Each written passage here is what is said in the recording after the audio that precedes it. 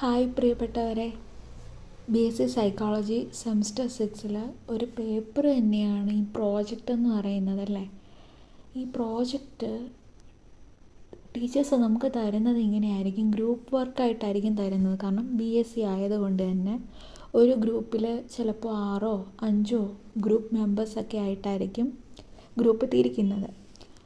അപ്പോൾ നമുക്ക് ഈ പ്രോജക്റ്റ് ചെയ്യുമ്പോൾ എന്തൊക്കെയാണ് ആവശ്യം, അതായത് എങ്ങനത്തെ കണ്ടൻ്റ് ആയിരിക്കണം എഴുതേണ്ടത്, എന്തൊക്കെ കാര്യങ്ങളാണ് ആവശ്യം എന്നുള്ളത് നമുക്കൊന്ന് നോക്കാം. സിലബസ് ഞാൻ ഷോർട്സിൽ അപ്ലോഡ് ചെയ്തിട്ടുണ്ട്, ജസ്റ്റ് ഒന്ന് കണ്ടു നോക്കുക കേട്ടോ.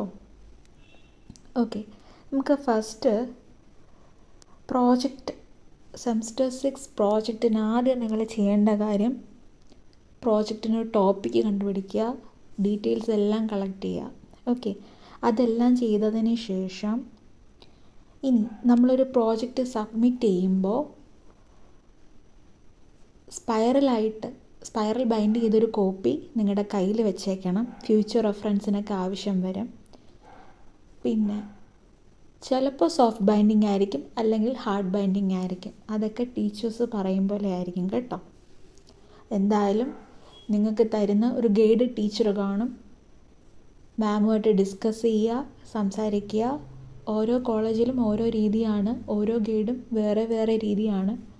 അപ്പോൾ നിങ്ങളുടെ ഗൈഡ് മാമുമായിട്ട് സംസാരിക്കുക, ക്ലിയർ ചെയ്യുക. അതുപോലെ നിങ്ങളുടെ കോളേജുമായിട്ട് സംസാരിക്കുക, ക്ലിയർ ചെയ്യുക. HOD ആയിട്ട് സംസാരിക്കുക, അതെല്ലാം ക്ലിയർ ചെയ്യുക. ഓക്കെ, അപ്പോൾ നമുക്ക് പ്രോജക്റ്റിന് ആദ്യം ഒരു ഫ്രണ്ട് പേജുണ്ട്. ഫ്രണ്ട് പേജിൽ ടൈറ്റിൽ, കോളേജിൻ്റെ പേര്, കാര്യങ്ങളൊക്കെ ആയിരിക്കും.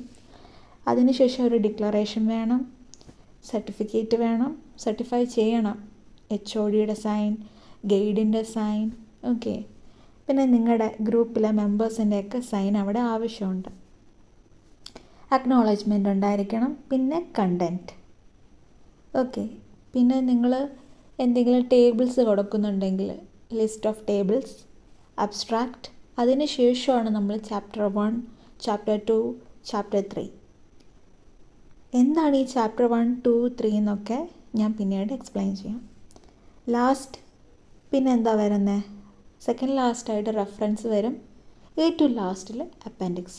ഇതോടുകൂടി നിങ്ങളുടെ പ്രോജക്റ്റ് കഴിഞ്ഞിരിക്കുന്നു. ഇത് നമ്മൾ ടൈപ്പ് ചെയ്യണം. ഓക്കെ, ടൈപ്പ് ചെയ്തിട്ടാണ് ഹാർഡ് ബൈൻഡിങ്ങിന്, സോഫ്റ്റ് ബൈൻഡിങ്ങിനൊക്കെ പോകുന്നത്. സ്പൈറൽ ആണെങ്കിലും നിങ്ങളുടെ കയ്യിൽ ഒരു കോപ്പി വയ്ക്കുക. PDF വേർഡിൽ ടൈപ്പ് ചെയ്യുമ്പോൾ വേർഡിൻ്റെ കോപ്പി വയ്ക്കുക, PDF കോപ്പി വയ്ക്കുക.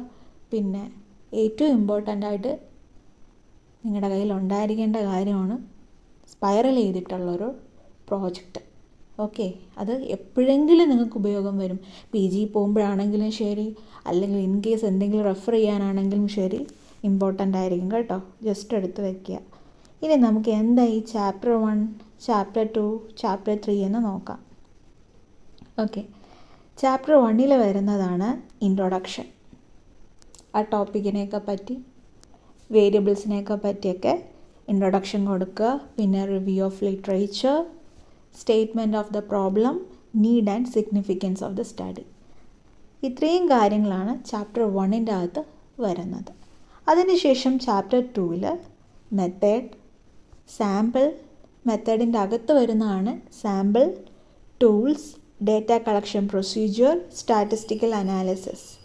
നിങ്ങൾ ഡേറ്റ ഏത് രീതിയിലാണ് കളക്ട് ചെയ്യുന്നത്, ഓൺലൈനാണോ ഓഫ്ലൈനാണോ ഡേറ്റ കളക്ട് ചെയ്യുന്നത്, പിന്നെ എത്ര സാമ്പിൾ എടുക്കുന്നുണ്ട്, ഏതൊക്കെ ടൂൾസാണ് ഉപയോഗിക്കുന്നത്, അതെല്ലാം ചാപ്റ്റർ 2 അകത്ത് വരും കേട്ടോ. പിന്നെ സ്റ്റാറ്റിസ്റ്റിക്കൽ അനാലിസിസ് എന്ന് ഉദ്ദേശിക്കുന്നത് ക്വസ്റ്റനേഴ്സ് ഉണ്ട്.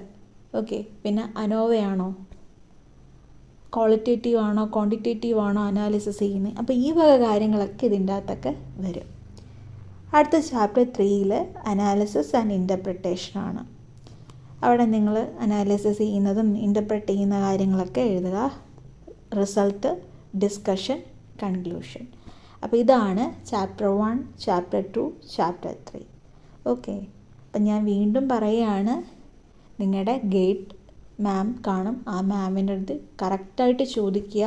മാമിൻ്റെ ഇൻസ്ട്രക്ഷൻ അനുസരിച്ച് വേണം നിങ്ങൾ പ്രോജക്റ്റ് പ്രിപ്പയർ ചെയ്യാൻ. പിന്നെ നിങ്ങളുടെ കോളേജിൻ്റെ ഇൻസ്ട്രക്ഷൻസ് ഉണ്ടാകും. പിന്നെ നിങ്ങളുടെ HODയുടെ. കാരണം ഓരോ കോളേജിൽ ഓരോ രീതിയാണ്. അതുകൊണ്ട് മാമുമായിട്ട് ഡിസ്കസ് ചെയ്യുക, കോളേജുമായിട്ട് ഡിസ്കസ് ചെയ്യുക, HOD ആയിട്ട് ഡിസ്കസ് ചെയ്യുക. ഓക്കെ, അപ്പോൾ അടുത്തൊരു വീഡിയോയിൽ കാണാം. ബൈ.